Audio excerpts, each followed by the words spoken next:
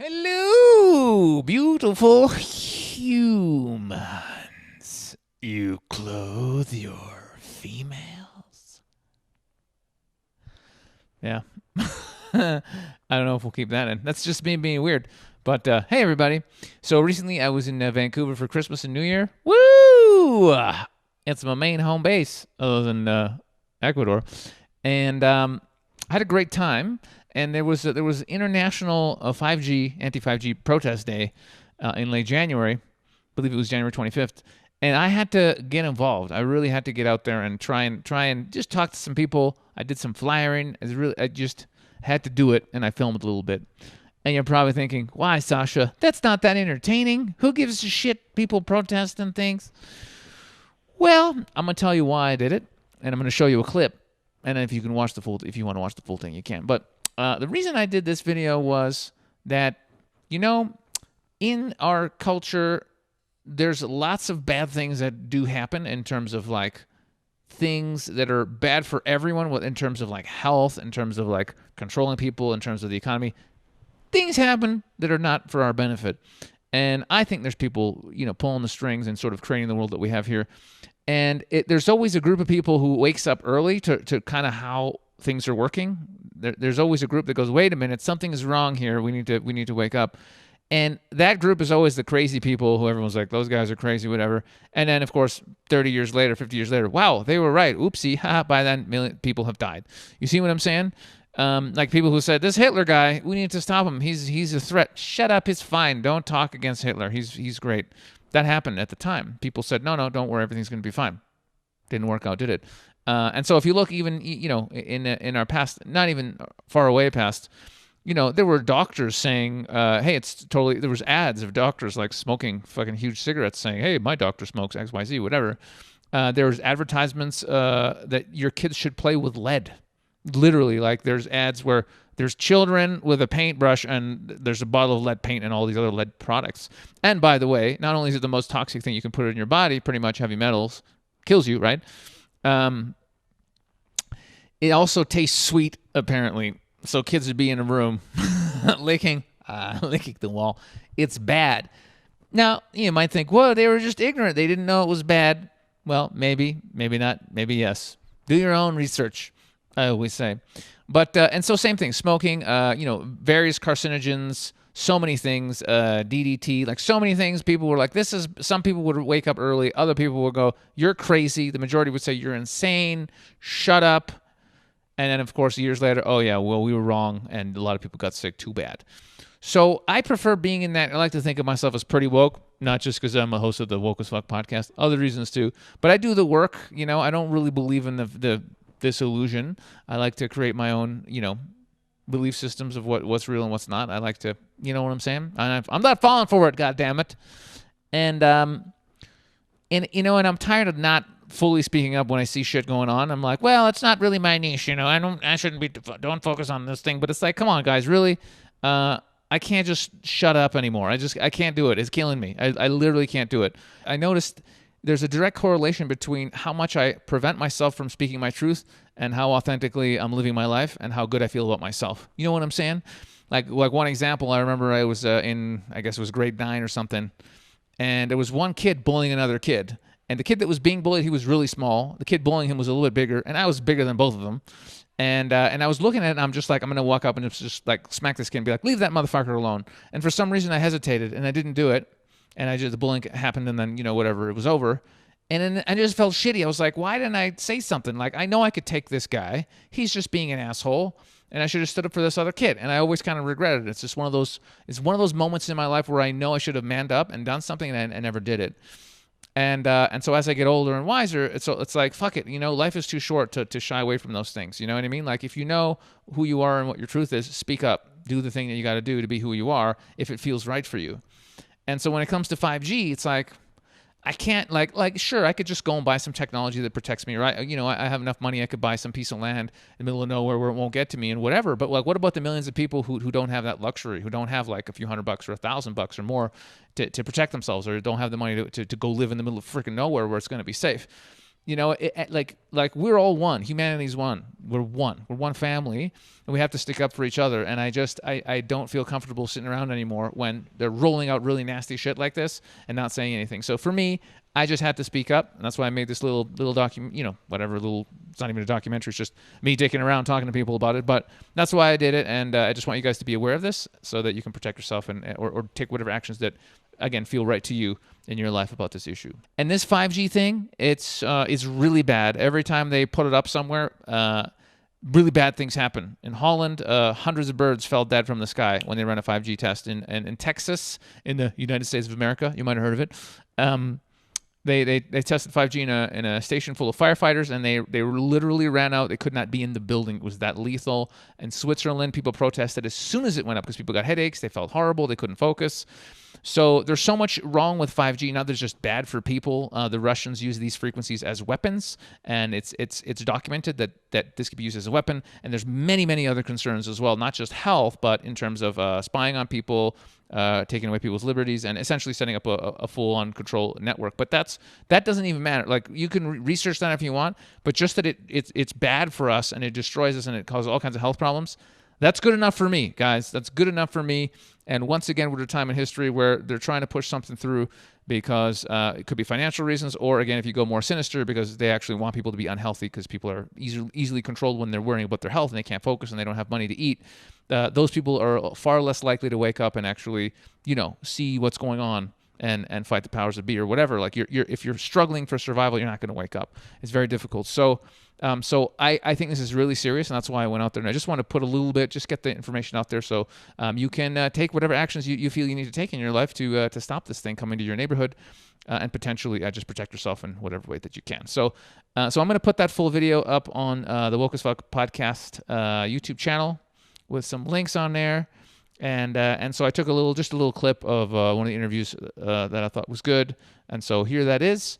And hey, again, let me know if you like this kind of content where I'm trying to wake people the fuck up about things that are a little bit more serious, not all ha-ha comedy, but you know what I'm saying.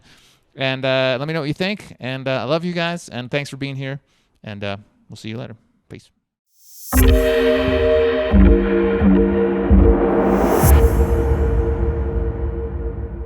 All right, so we're still here at the 5G protest in downtown Vancouver. There's some really amazing people here who are awake, who know what it is, and they're trying to spread the word. And here's another beautiful man right here. Who are you and what you doing here? Yeah, hi there.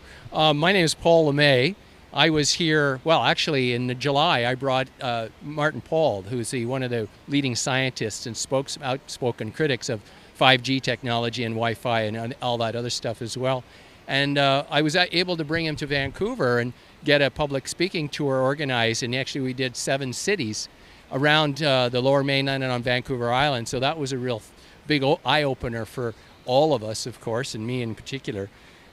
My own personal story is one which is kind of interesting because I'm a science writer by profession, and I'm always looking for real evidence, science evidence, and not hokey-pokey stuff. And back in January of this past year, my landlady came to me and said, listen, I'm really worried about 5G, and could you look into it for me? And to be quite honest, I didn't know a lot about it at all. I mean, I knew about the worries of wireless radiation, microwave, because I have a heart condition, which was made worse by exposure to Wi-Fi and other wireless products. I don't have a cell phone, don't own a cell phone. And so I had a heart issue back in 2014, and I was hospitalized for 8 days. And but the point of it is that when January rolled around, I got rid of all wireless in my apartment. I got none. So, and that really helped to remediate things, and we treated my apartment so that it's a quiet zone. But in January, like I say, my landlord came to me and said, could you look into this for me? I did. I started reading the literature, the science literature on this. And I went, my God, this is really calamitous. This is not a small thing. This is a major social issue, a turning point issue that we really have to start looking at carefully. Bonus points for the use of the word calamitous. Not a lot of people can use that word effectively, and this man did, so he's an educated man. Yeah, well, yeah, and the literature is out there, believe me, and that's the problem. What I find really disturbing is that the news media is almost dead silent on this question. If you do a little bit of media analysis, if you watch the United States, mainstream networks like ABC and CBS actually have given coverage to this issue in a prominent way. But when it comes to CTV, of course, it's owned by Bell Media. It's dead quiet. And when it comes to the CBC, which is not owned by any of the telecoms, this is also disturbing. We've approached them multiple times to try to do some coverage on this issue.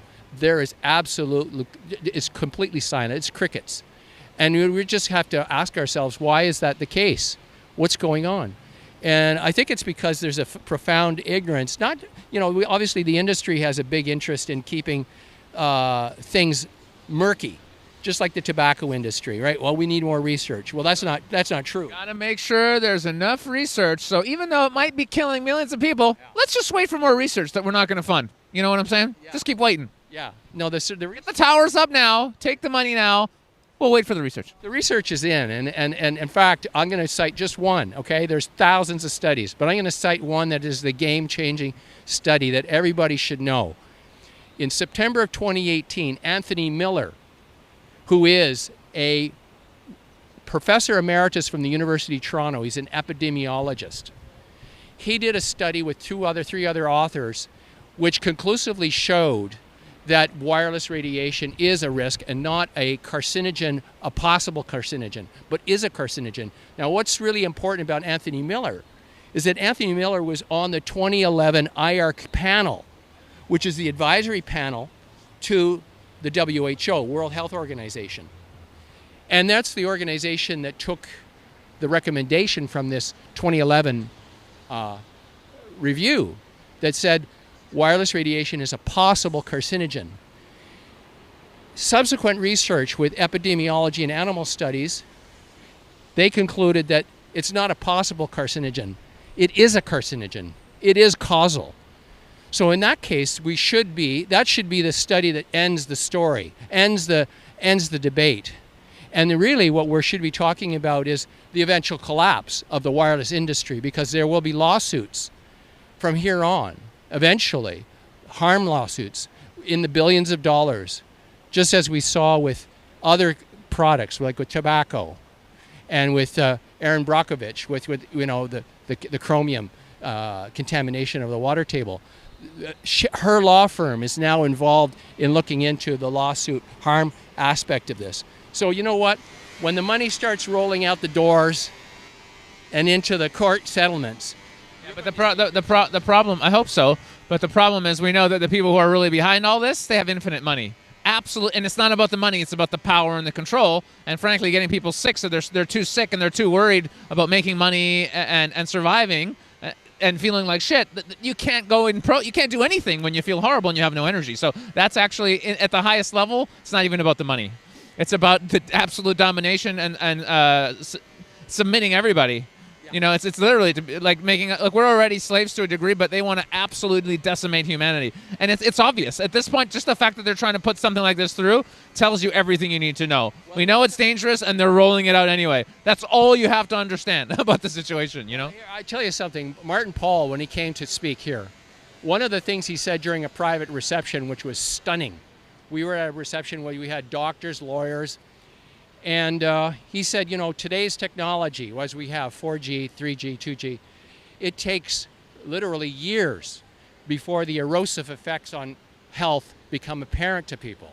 And it can manifest in all kinds of ways. It can be cancer, it could be heart trouble, it could be behavioral issues with children and sleep issues and disturbances and psychological issues. But he said, with 5G, the turnaround time for harm isn't going to be measured in terms of 2, 4, 5 years. It's going to be measured in months. And that there is going to be, and I kid you not, he said, there is going to be a collapse of the proper mental function of our society. We'll be unable to govern, we'll be unable to remember things, and it'll result in a chaotic decay of our culture. It's kind of like when the Romans had lead-lined pipes for their water, and lead is a toxin, and it results in insanity. That's what we're talking about. People are just blind to this technology, thinking it's harmless. If it was any harm, the government would do something about it. Well, actually, no. You got to be so naive to think that. What with asbestos, with tobacco, with alcohol, so many things in the past we've told are totally fine, it's totally safe. Yeah. Bullshit.